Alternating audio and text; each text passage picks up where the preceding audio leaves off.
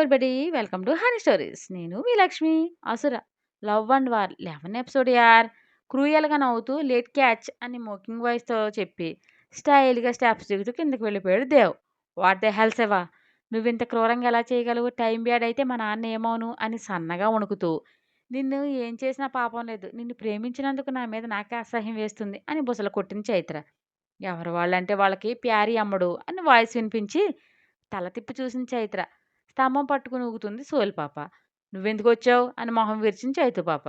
"నువ్విక్కడ నేనక్కడ పాటిక్కడ పలుకక్కడ మనసొక్కటి కలిసున్నది ఎన్నాళ్ళైనా నీ ఊసులనే నా బాసలుగా నీ ఊహలనే నా ఆశలుగా చేసుకుని" అంటూ విరహ గీతాలు ఆలపిస్తూ అలసి పులిసి ఉన్నామని కాస్త ఎంటర్‌టైన్‌మెంట్ చేద్దామని లగెత్తుకొచ్చేసానే లప్పా అంటూ వ్యంగ్యంగా అంది సోలిపాప.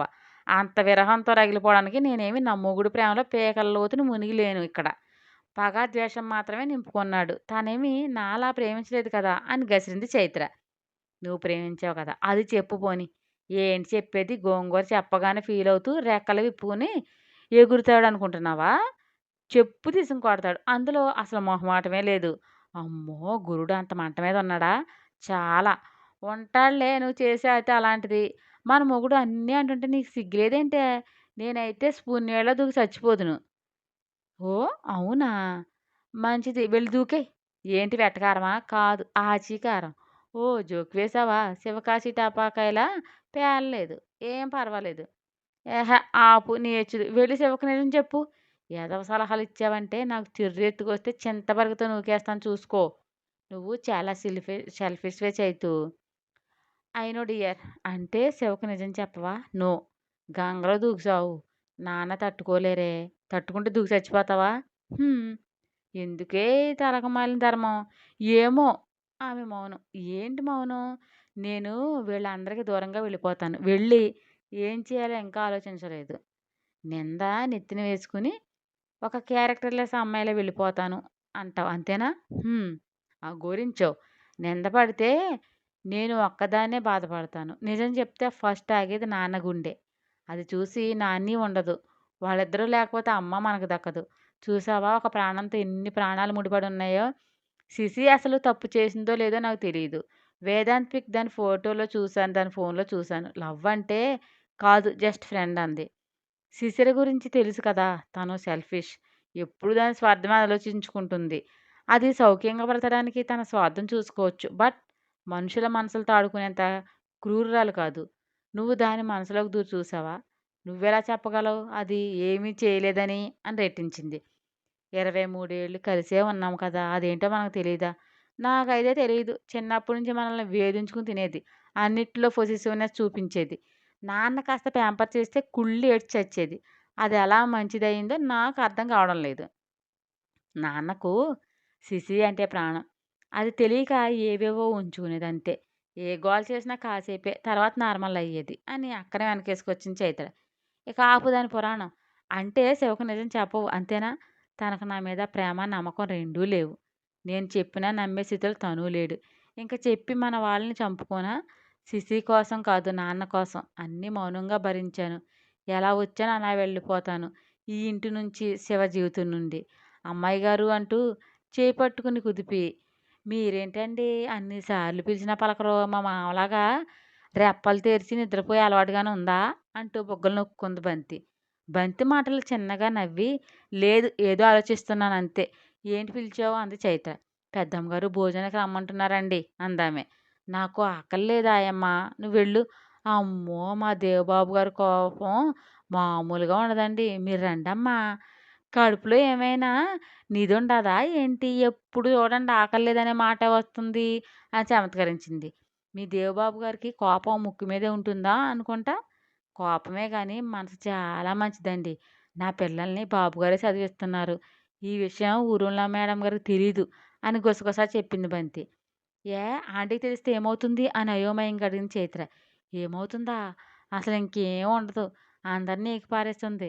పెత్తనమంతా ఆవిడదని లో వాయిస్‌తో చెప్పి, మీరే చూస్తారు కదా మేడం! బుద్ధి ఎలాంటిదో రండమ్మ అంటూ వెళ్ళింది బంతి.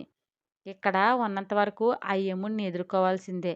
పద కాల్చేసే చూపులు భరిస్తూ 4 మెతుకులు తిని మామ అనిపిచ్చేద్దాం అంటూ కిందకి వెళ్ళింది చైత్ర. రామ్మా అని నవ్వుతూ పిలిచింది రుక్మిణి. కొందరికి పేర్లు భలే సూటబుల్ అవుతాయే. పేరు తగ్గట్టుగానే ఆంటీ అంతే కూల్ అండ్ సాఫ్ట్.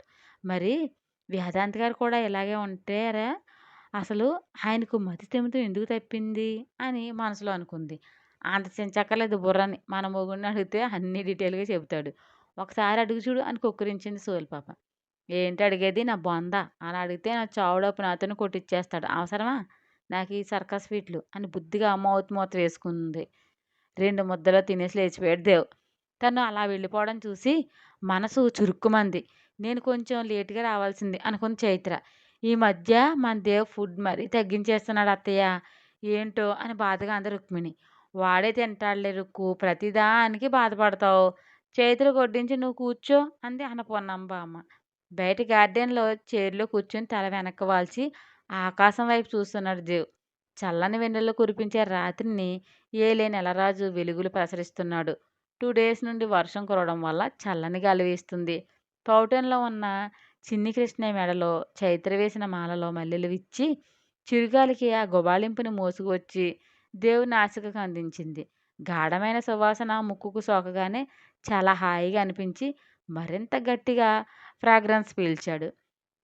అల్లరి పిల్ల తిమ్మెరలు ఆటలాడుతూ వచ్చి పోతూ అతని మేనిని తాకి కవ్వించింది. మధురమైన భావం మనసును చుట్టేసి వెన్నెల్లో తడిచి ముద్దవుతూ తన్మయత్వానికి లోనై పరవశించాడు. ఇలాంటి వెన్నెల రాత్రుల్లో నీతో ఏకాంతంగా గడపాలని, ఎన్నో ఊసులు బాసలు చేసుకోవాలని, నీకు నాకు మధ్య గాలి కూడా ప్లేస్ ఇవ్వకూడదని, ఇవ్వనంతగా ఇద్దరూ కాదు ఒకరుగా కలిసిపోవాలని, మన ప్రేమకు గుర్తుగా బుజ్జికి అన్నమ్మ రావాలని ఎన్నో ఊహించుకున్నాను. ఎన్నో ఆలోచనలు చేశాను చైత్ర. ఎందుకు ఇంతలా దిగజారిపోయావు? రోజు నువ్వు మొక్కలతో మాట్లాడుతావు. సూర్యుడికి నమస్కరిస్తావు. కుందేలు పిల్లలా గెంతుతావు. మాట మీరే వాళ్లకు చెప్పుతో కొట్టినట్లు సమాధానం చెబుతావు. నేను ప్రేమించిన దామిని. ఇల్లు దాటగానే నీలో అసలు రంగు బయటపడతావు. పొట్టి పొట్టి డ్రెస్సులు వేస్తావు. నేను చైత్రని కాదు మరో పర్సన్ అన్నట్లు డ్రింక్ చేస్తావు. విచ్చలవిడిగా బాయ్స్‌తో ఆడతావు. హద్దులు మీరతావు. నేను ప్రేమించింది గుడిలో కనిపించిన స్వచ్ఛమైన చైత్రను. నీ అందం కోసం వెంపర్లాడి నీ వెంట పడలేదు. నీ కంటి అందగత్తెలు నాకు కనుసైగ కోసం అర్రులు చాస్తారు. మిలియనర్స్ తమ అల్లుడిగా చేసుకోవాలని ఆశపడుతున్నారు. అయినా నా మనసు నిన్నే కోరుకుంటుంది. శివుడు ఆజ్ఞ లేనిదే చీమ కూడా కుట్టదు అని నాని ఎప్పుడు చెబుతుంది. మరి అదే శివుని సన్నిధిలో నా మనసులోకి వచ్చావు. నాలో ఆశను పుట్టించావంటే మన డెస్టినీ ఒకరికి ఒకరు లేకుండానే నువ్వు నా సోల్‌మేట్‌వి అని నా మనసుకు తెలిసిందా?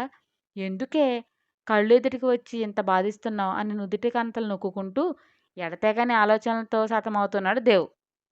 బాల్కనీలో నిలబడిన చైత్ర బయట కురిచే వెన్నెల్ని చూస్తూ నీరు కారిన విరజాజులా వేడి నిట్టూర్పులు విడిచింది. నీ అందమైన రూపం కంటే నీ స్వచ్ఛమైన చిరునవ్వు నన్ను విచిత్రురాలిని చేసింది శివ. ఇప్పుడు ఈ దేవరూపం కాదు. ఆనాడు చైత్రమ్మ అని అమాయకంగా పిలిచే నన్ను చూడగానే నీ కళ్ళల్లో వెలుగు కురిపించే శివరూపమే నా మనసులో ముద్రపడింది. నీ మనసులో దురాలోచనతో నాకు దగ్గరయ్యావు. బట్ నేను నిన్ను నిన్నుగానే ఒక ఆటోవాలా శివలాలనే ప్రేమించాను. అక్క పెళ్ళవగానే నా ప్రేమని నీకు చెప్పాలని ఎంత తహతహలాడానో తెలుసా? నాన్న మన ప్రేమకు అడ్డం చెబుతారు. అయినా ఒప్పించి నీ భార్యనవ్వాలని ఎన్నో కలలు కన్నాను. కాలేజీ లేనందుకు రోజూ బాధపడేదాన్ని. నిన్ను చూడలేకుండా ఉండలేక నువ్వుండే ఏరియాకి ఎన్నిసార్లు వచ్చానో తెలుసా? ఒకసారి కూడా నన్ను కలుసుకోలేదు. ఎన్ని ఫోన్లు చేశాను. ఎవరిని నీ గురించి అడగాలో తెలియక ఎంత మదన పడేదాన్నో. నాలో నేను ఎంత ఏడ్చానో నీకు తెలీదు. నిర్లిప్తంగా నవ్వి నీకెందుకు కలవాలని ఉంటుంది? నువ్వు నటించావు. నేను ప్రేమించాను. అందుకే నీ ఐడెంటిటీని దాచావు. ఫోన్ నంబర్ కూడా ఫేక్‌దిచ్చావు. నేనే పిచ్చిదానిలా నీ కోసం తపించాను. వెంపర్లాడాను. నీ కోసం తెలుసు ఏదో వీడియో చూసి ఎవరో చెప్పింది నమ్మి బలవంతంగా నా మెడలో తాళి కట్టావు. నువ్వు నన్ను పూర్తిగా మర్చిపోయావు. నేనే సిసి పెళ్లి సమయానికి చెప్పా పెట్టకుండా వెళ్ళిపోతే నాన్న గౌరవం కోసం నా మనసుని చంపుకొని పెళ్లిపీటలు ఎక్కాను. ఎంత తేలిగ్గా అనేసావు. మైలుపడిన ఒంటితో పెళ్లిపీటలు ఎక్కానని. అప్పటికి నేను ఎన్నిసార్లు చచ్చి బతికానో నీకేం తెలుసు? నోటి మాట కదా ఈజీగా వదిలేసావు. అవును నిజమే నువ్వన్నది. మలినమైన మనసంతా పూర్తిగా నువ్వు ఆక్రమించుంటే ఈ దేహం మాత్రం అతనికి అప్పగించాలని సిద్ధపడ్డాను. అది పాపమని కాబోలు. ఆ గౌరీమాత తన పూజ నాతో పూర్తిగా చేయనివ్వలేదు. అని జారే కన్నీటిని శ్వాసనిస్తూ I love you so much Shiva. ఇది చెప్పే అవకాశం ఈ జన్మలో నాకు రాదని తెలుసు. ఈ వెన్నెల సాక్షిగా అయినా నా మనసులో మాటని చెప్పాలనిపించింది అంది చైత్ర. ఇటు సైడ్ గార్డెన్‌లో ఉన్న దేవ్ ఉలిక్కిపడ్డాడు. తన మనసులో వింత ప్రకంపనలు రేగాయి. అవి ఎలా అంటే, చైత్ర తనకు అతి చేరువగా ఉన్నప్పుడు మాత్రమే రేగే అలజడి.